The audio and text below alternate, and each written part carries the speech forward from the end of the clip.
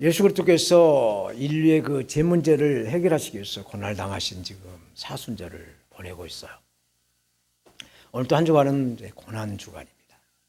예수 그리스도께서 나의 죄 문제, 우리의 죄 문제를 대신 속죄하기 위해서 고난을 당하신 이 고난 주간을 우리는 더욱더 경건하고 또 이렇게 감사하는 마음으로 보내야 될 것입니다.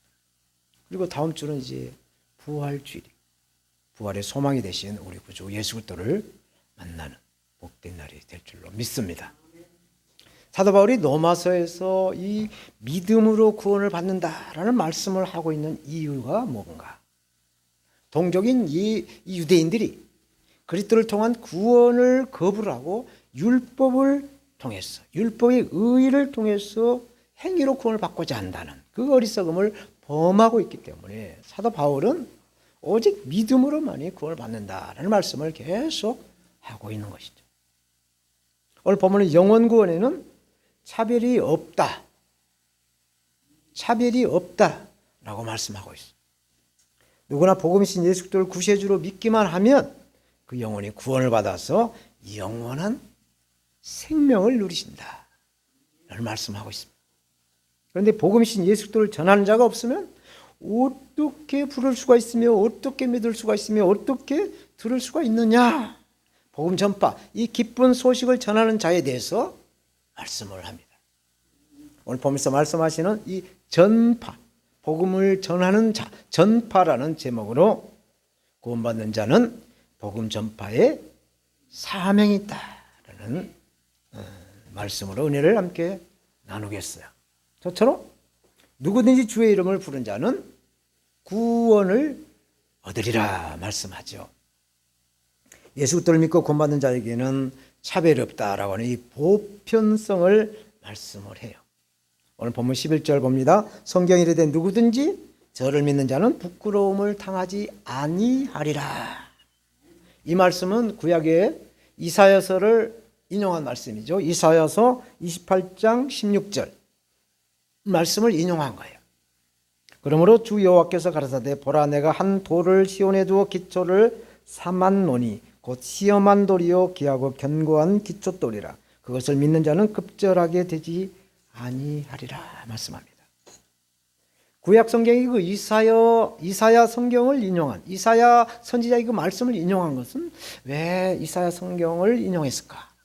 설교를 준비하면서 생각해 보니까 이사야 선지자의 그 이사야의 이름의 뜻이 구원이라는 뜻이에요. 구원이라는 뜻입니다. 구약의 여호수아나 신약의 예수나 똑같이 구원이라는 뜻이 들어있어요. 그래서 하나님의 구원 계획은 유대인들뿐만 아니라 이방인들에게도 있다라는 것을 알고자 한 것이 아닌가라는 생각을 해봤어요. 오늘 본문의 사도 바울은 누구든지 예수 그리스도를 믿는 자는 부끄러움을 당하지 아니하리라는 말씀을 이제 이사야 성경을 인용하고 갈라디아 성경에 보면 이렇게 말씀하고 있어요. 갈라디아서 3장 26절에서 28절에 너희가 다 믿음으로 말미암아 그리스도 예수 안에서 하나님의 아들이 되었으니 누구든지 그리스도 합하여 세례를 받은 자는 그리스도로 옷을 입었느니라. 너희는 유대인이나 헬라인이나 종이나 자유인이나 남자나 여자나 할 것 없이 다 그리스도 예수 안에서 하나다 라고 말씀하고 있어요. 이렇게 하나님의 구원의 역사는 보편성을 가지고 있다라는 것이죠. 유대인들이 갖고 있던 이 잘못된 인식은 자신들만이, 하나님께서 특별히 택하신 그 선민인 유대인들 자신들만이 구원의 대상이다라고 생각하고 있던 거예요. 그렇지만 하나님의 구원의 계획은 하나님의 선민 이스라엘 백성들만 위한 것이 아니다라고 오늘 본문도 말씀하고 있죠. 12절 유대인이나 헬라인이나 차별이 없습니다. 한 분이신 주께서 모든 사람의 주가 되사 그를 부르는 모든 사람에게 부요하시도다. 풍성하신 은혜를 내려주신다라는 말씀이에요. 그래서 구원의 계획을 실행하실 때 하나님은 은혜와 능력이 무한하시게 은혜를 내려주시는 거예요. 그래서 하나님을 부르는 모든 자들에게 은혜를 넉넉하고 풍성하게 베푸시는 살아계신 아버지 하나님 줄로 믿습니다. 사랑하는 여러분, 여기서 우리가 발견하는 분명한 진리가 하나 있어요. 하나님께서 모든 사람의 하나님이시라는 거예요. 모든 사람의 하나님이시라는 겁니다. 하나님이 주도권을 선택된 유대인들이나 이방인, 헬라인들이나 차별이 없다라는 말씀을 하고 있어요. 모든 민족, 모든 나라의 경계를 무너뜨려 버리죠. 모든 나라의 경계를 없애버리신 하나님의 그 보편적인 은혜를 말씀하고 있어요. 창세기 하나님은 아브라함을 통한 모든 민족에 복을 주시려고 하는 하나님의 계획을 말씀을 하시죠. 그런데 요한계시록, 성경의 맨 마지막 성경인 요한계시록 7장 9절 10절은 이렇게 말씀합니다. 각 나라와 족속과 백성과 방언했어요. 그러니까 모든 나라와 민족과 그 백성들의 방언, 그들의 말에 의해서 아무라도 셀 수 없는 큰 무리가 흰옷을 입고 손에 종려가지를 들고 보좌과 어린 양 앞에 서서 큰 소리로 외쳐가라되 구원하심이 보좌에 앉으신 우리의 하나님과 어린 양에게 있도다 라고 말씀하고 있어요. 하나님은 모든 사람들이 하나님이시다. 지구촌에 살아가고 있는 76억의 사람들이 하나님의 원대하신 그 구원 계획 안에 들어있다라는 말씀을 하고 있어요. 저는 목회를 하기 전에 해외 선교에 순회 선교를 하면서 예수 그리스도에 대한 복음을 전하고 있었습니다. 한 번은 중국의 그 소수민족들이 많이 살고 있는 그 운남성을 찾아가서 운남성에 있는 소수민족들이 그 신학교를 찾아가서 이제 강의를 하고 그 험산 줄령을 넘어서 사천성이라는 곳을 찾아가 봤어요. 중국의 그 내지 선교를 담당했던 영국의 허드슨 테일러 선교사님이 그 내지 그 깊은 곳에 가서 복음을 전해서 그 복음 전한 마을에 교회가 세워져 있었어요. 그 교회를 찾아가서 이제 말씀을 대언하고 또 이제 거기에 모여있던 성도들과 함께 이제 이야기를 하는, 교제를 하는 시간이 있었습니다. 중국의 소수민족들은 굉장히 순수해요. 순수하고 또 민족별, 이수족이나 묘족이나 그 소수 민족별로 또 이렇게 특별한 그 특징을 가지고 있는 걸 보게 됐죠. 워낙 우진 산간 지역이라서 외진을 만나는 것은 정말 드문 일이에요. 드물다라고 이렇게 말을 하면서 예수 그리스도를 믿는 이야기를 하는 걸 들어봤어요. 어떤 일보다도 예수 그리스도를 믿는 일이 정말 하나님의 은혜다라는 이야기를 하고 있다. 버스도 다니지 않는 아주 깊은 산골 오지 마을에 목회자도 없어요. 목사님도 없어요. 그냥 평신도 지도자 한 사람 세워놓고 자기들끼리 뭉쳐가지고 신앙생활을 하면서 교회를 지키는 그 믿음이 정말 간절하다라는 것을 직접 눈으로 보게 되었죠.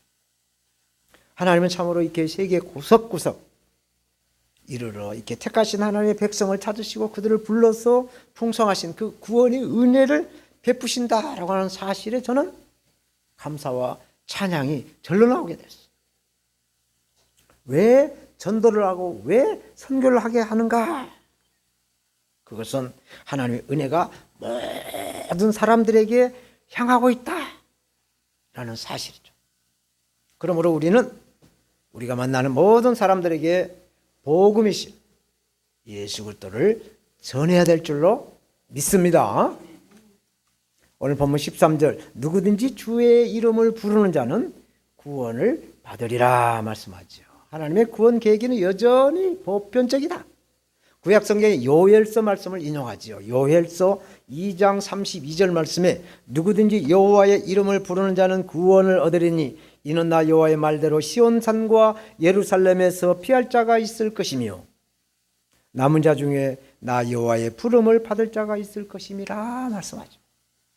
누구든지 여호와의 이름을 부르는 자는 구원을 받는다라고 말씀하고 있죠. 그런데 이 말씀은 주의 이름을 부르는 자는 구원을 받으리라. 누구나 다 구원이 주어지지만 예수 그리스도를 나의 구세주로 나의 주님으로 영접하고 믿는 자라야만이 구원의 은혜가 임한다라는 사실을 우리는 알아야 될 줄 믿습니다. 사랑하는 여러분, 예수님께서는 이 복음서에서 이렇게 말씀하시죠. 나더러 주여 주여 하는 자마다 천국에 들어갈 것이 아니요 다만 하늘에 계신 내 아버지의 뜻대로 행하는 자라야 천국에 들어간다라고 말씀하고 있어요. 여기서 주님의 이름을 부른다라는 얘기는 뭡니까? 그냥 뭐 심심풀이로 목적 없이 그냥 부르는 그러한 부르짖음이 아니라는 얘기예요. 목숨을 다하고 뜻을 다해서 죄를 회개하며 부르짖어한다는 겁니다. 하나님의 뜻대로 구원해 줄 것을 갈망을 하면서 죽을 수밖에 없는 그 상태에서 주님의 이름을 불러야 한다라는 말씀이에요.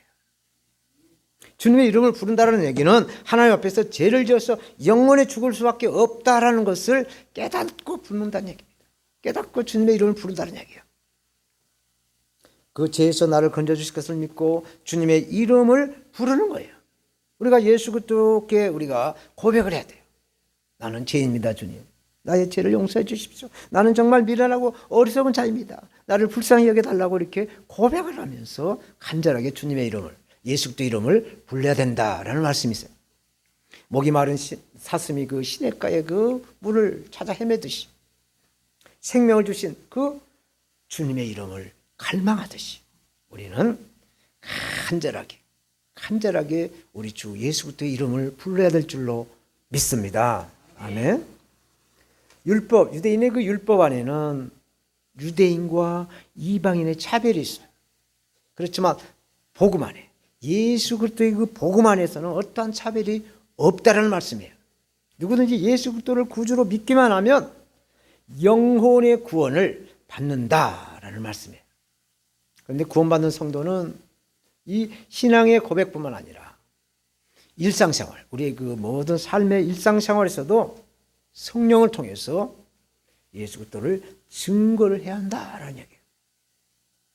복음 전파의 사명은 우리 주님께서 말씀하신 최종적인 당부이자 명령이에요. 주님께서 하신 명령은 반드시 지켜야 된다라는 말씀이죠. 이것을 순종이다라고 말하죠. 예수님 말씀하시죠. 마태복음 28장 19절 20절.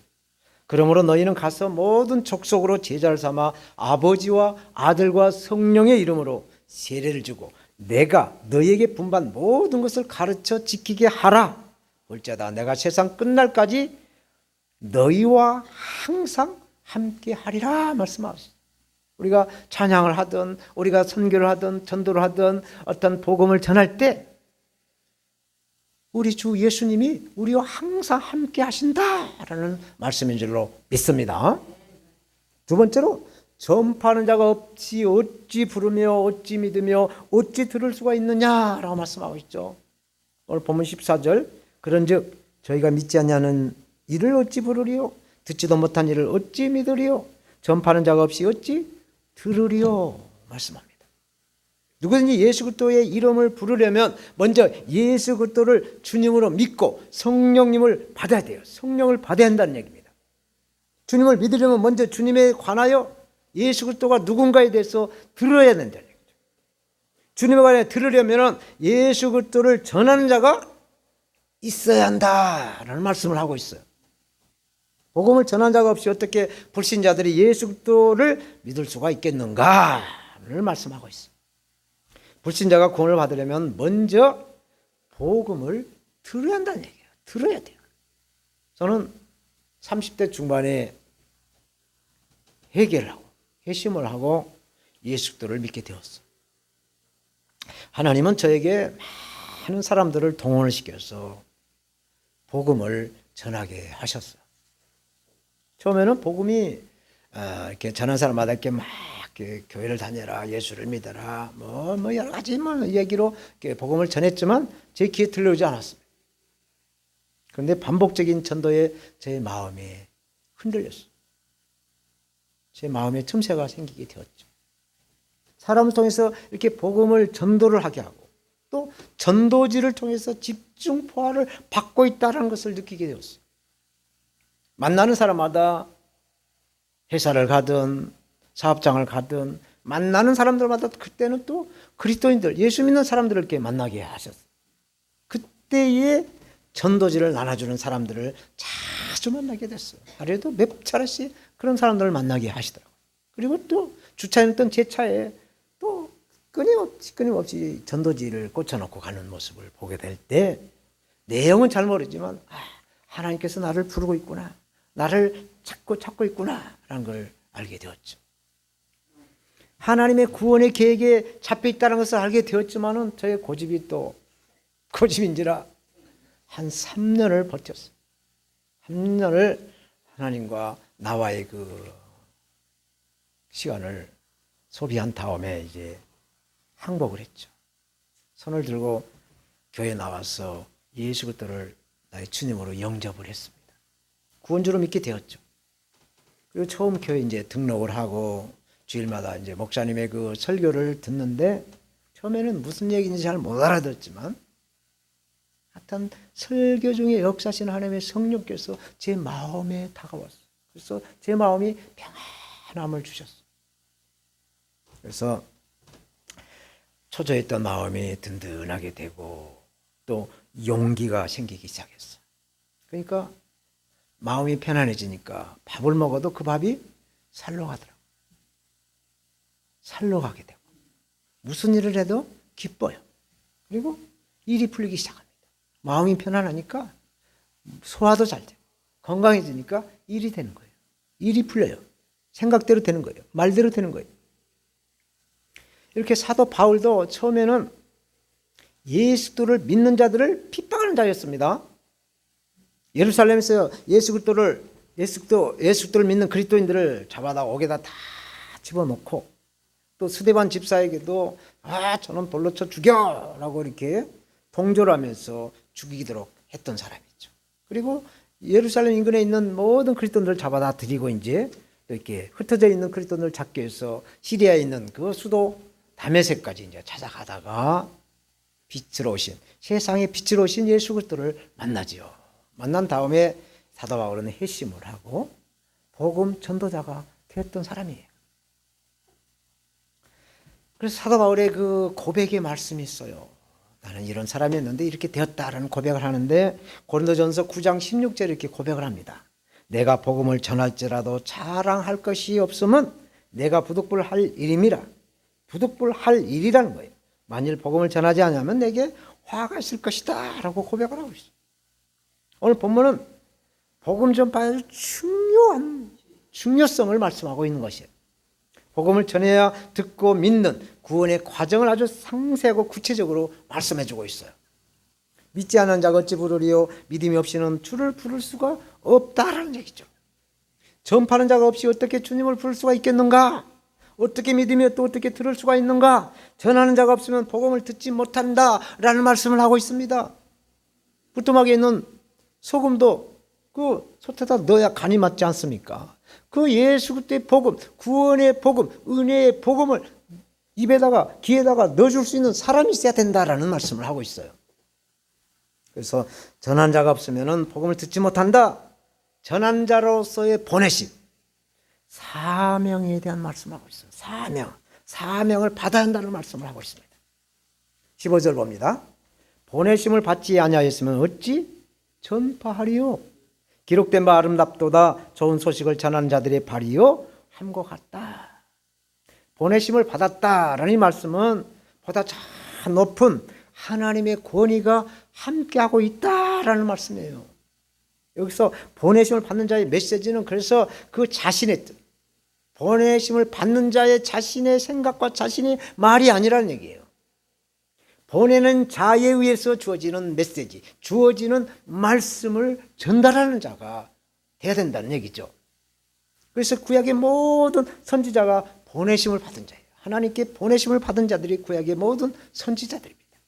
그들은 보내심을 받은 자로서 전파를 할, 하나님의 메시지를 전파를 할 사명을 받은 자들이에요. 오늘날 저와 여러분들이 이런 사명을 받은 줄로 믿습니다. 할렐루야. 우리 가정에게, 자녀에게, 남편에게, 아들, 딸, 손자들, 손녀들에게 예수 그리스도를 믿고 구원받고 천국 가자라는 사명을 받은 줄로 믿습니다. 할렐루야. 오늘 본문에도 복음 전도에 대한 사명을 말씀하고 있어요. 하나님의 선민인 북이스라엘은 이미 아수르에 멸망돼서 나라가 없어져 버렸어요. 이제 남유다는 바벨론의 이제 포로가 되고 멸망이 됐죠. 그래서 포로가 되어서 포로지에서, 바벨론 포로지에서 이스라엘의 그 회복이 가까웠음을 선포하는 말씀을 인용하고 있는데, 그 기쁜 소식을 전하기 위해 달려가는 그 아름다운 발걸음을 말씀하고 있죠. 이사야서 52장 7절 말씀을 인용합니다. 좋은 소식을 가져오며 평화를 공포하며, 복된 좋은 소식을 가져오며 구원을 공포하며, 시온을 향하여 이르기를 네 하나님이 통치하신다 하는 자의 산을 넘는 발이 어찌 그리 아름다운고 말씀하고 있어요. 교회마다 또 사역지마다 달려가는 발걸음에 찬양으로 영광을 돌리는 최연희 선교사님의 발이 하나님 보시기에 어찌 그리 아름다운고라는 말씀이 될 줄로 믿습니다. 할렐루야. 저와 여러분들은 하나님께 보내심을 받아서 매 주일마다 우리 셀라 선교 교회에서 이렇게 예배로 살아계신 우리 아버지께 영광을 드리고 있습니다. 우리의 인생의 계획은 어렸을 때, 학교 다녔을 때 다 인생의 계획을 세운 일이 있었을 것입니다. 그러나 1년의 계획은 연초에 세울 수가 있는 것이죠. 연초에 세워야 되는 것이죠. 또 하루의 계획은 언제 세웁니까? 저녁에 세웁니까? 아니죠. 새벽에 일어나서 오늘 어떻게 해야 되겠다. 새벽에 하루의 일정을 잡는 겁니다.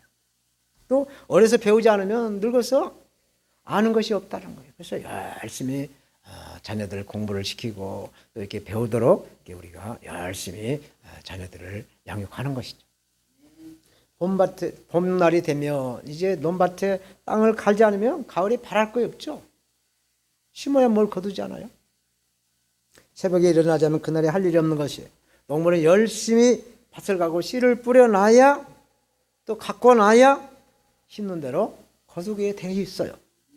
심는 대로 거둘 줄로 믿습니다. 아멘을 심으면은 하나님께 영광, 우리의 삶에 영광을 거둘 줄로 믿습니다. 우리가 믿음, 예수 그리스도를 믿음을 심게 되면 우리의 영혼이 구원을 받을 줄로 믿습니다. 우리가 감사를 하나님께 우리 모두에게 심게 되면 우리의 삶의 풍요가 임할 줄로 믿습니다. 우리가 물질을 심게 되면 하나님은 30배 아니면 60배 아니면 100배로 축복하시는 그러한 은혜를 주시는 하나님이신 줄로 믿습니다. 그래서 우리의 말과 우리의 믿음과 우리의 행함대로 거두게 될 줄로 믿습니다. 할렐루야. 고린도 교회를 개척한 사도 바울은 복음을 심었어요. 그리고 후임 목회자인 아볼로 목사는 물을 주고 열심히 교회를 갖고 왔어요. 그러나 교회를 성장하게 하시고 또 이렇게 자라게 하신 분은 오직 하나님이시다라고 말씀하죠. 저도 올 농사를 내서 땅이 해동되자마자 3월 중순부터 이제 땅을 갈았고, 땅만 갈았고 되나요? 또 퇴비도 그냥 한 파레트 한 파트 사가지고 퇴비도 집어넣고 해서 여러 종류의 씨들을 심고 있어. 그래서 이제 내일 월요일과 화요일 날 이제 한쪽에는 이제 유실수 과실나무를 심기 위해서 지난 목요일 날 나무 심을 구덩이를 쭉 파다가 못 다 팠는데, 마침 저희 작은 아들이 지난주에 한국에 출장 왔다가 저희 집에 하루 머물다 갔는데, 그 머물고 있는 그 아들을, 그 하루 머물고 있는 아들을 어저께 데리고 와서 못 다 판 팡을 또 한 구절 파고, 이렇게 해서 이제 내일부터 나무를 심을 계획을 갖고 있습니다. 뭘 좀 심어야 열매가 따라 먹게 되지요. 어떠하네 우리는 심으면, 자라나게 심으면 하나님이신 줄로 믿습니다. 사랑하는 여러분, 전도에 대한 예화 하나 말씀드리고 오늘 말씀을 맺겠습니다. 어떤 목사님이 이제 비행기를 탔는데 옆에 앉은 젊은이가 초면이 아니고 굴면이에요.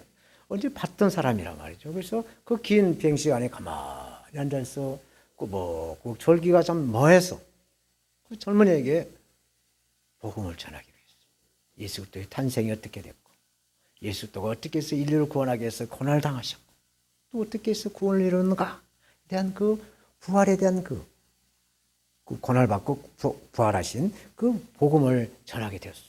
근데 옆에 앉은 젊은이가 눈만 멀딱 뜨지 아무런 감각이 없이 반응이 없어요. 이거 복음을 신나게 열심히 전했는데 이렇게 반응이었다니. 마음의 실망을 받고 이렇게 마음이 좀 착잡해서 이제 잠자리를 들어서 이제 잠을 자려고 하는데 전화가 와요.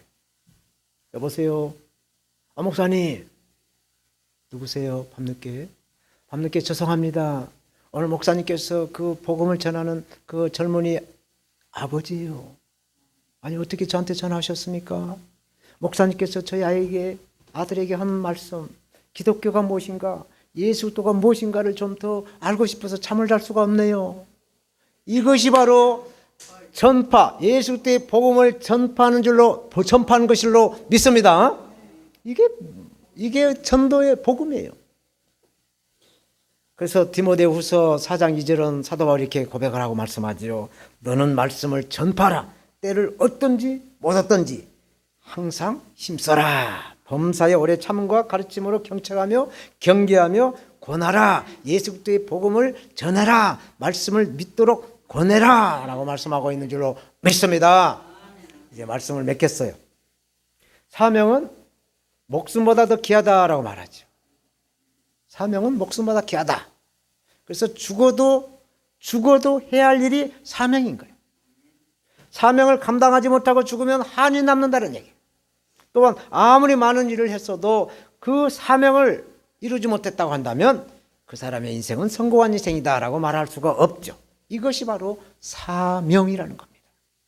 사명을 버린 사람, 사명이 무서워서 도망간 사람은 결코 행복할 수가 없다는 얘기예요. 그러면 사명을 완수한 사람은 또 뭔가? 사명을 완수한 사람은 죽음 앞에서도 미소를 지을 수가 있는 사람이라는 얘기죠. 사명을 완수한 사람만이 할 수 있는 말이 있어요. 그 말이 뭐냐? 다 이뤘다. 테텔레스타이. 이 예수님께서 사명을 완수하시고 마지막 십자가에서 최후로 하신 말씀이 다 이뤘다. 인류의 그 모든 죄값을 대신 다 갚아주었다라는 말씀을 하셨습니다. 사도 바울도 사명에 대한 말씀을 고백을 하죠. 사도행전 20장 24절 내가 달려갈 길과 주 예수께 받은 사명 곧 하나님의 은혜의 복음을 증언하는 일을 마치려면은 나의 생명조차도 조금 더 귀한 것으로 여기지 아니하노라 말씀하지요. 사랑하는 여러분, 이제 오늘부터 고난주간이 시작됩니다. 한 주간 복음 전파의 사명을 다하신 주 예수 그리스도의 그 십자가의 그 고난을 생각하시면서 우리의 죄를 용서하시고 우리에게 구원을 베풀어 주시기 위해서 고난을 당하신 그 예수 그리스도의 그 복음을 전파하시는 우리 모두가 되어야 될 줄로 믿습니다. 오늘 본문은 누구든지 주의 이름을 부른 자는 구원을 얻는다 말씀하고 있어요. 전파하는 자가 없이 어떻게 주님의 이름을 부를 수가 있으며 어떻게 주님의 이름을 믿을 수가 있으며 어떻게 주님의 음성을 들을 수가 있느냐라는 말씀이에요. 우리는 성령님을 구해서 성령을 찾으셨어. 성령을 두드려서 성령의 권능을 받아서 예수 그리스도의 복음을 전파하는 사명을 감당해야 될 줄로 믿습니다. 그래서 우리가 어디서 왔어? 왜 살며 어디로 가는가? 이 인생의 목표. 저 하늘에다가 두고 예수 그리스도를 믿고 저 하늘로 들어갈 수 있는, 그래서 영원한 생명의 멸류관을 받을 수 있는 저와 여러분들이 다 되시기를 십자가에서 그 고난을 겪으시고 승리하신 예수 그리스도의 이름으로 축원드립니다. 할렐루야. 하나님 아버지 감사합니다. 오늘 전파라는 제목으로 하나님 말씀을 대언했습니다. 예수 그리스도의 복음, 누구든지 예수 그리스도를 이름을 믿는 자는 구원을 받는다라는 말씀을 대언했사오니 예수 그리스도의 이름을 우리의 심령밭에 심어서 심는 대로 거두는 구원의 은혜를 우리에게 허락하시옵소서. 예수 그리스도의 이름으로 기도드립니다. 아멘.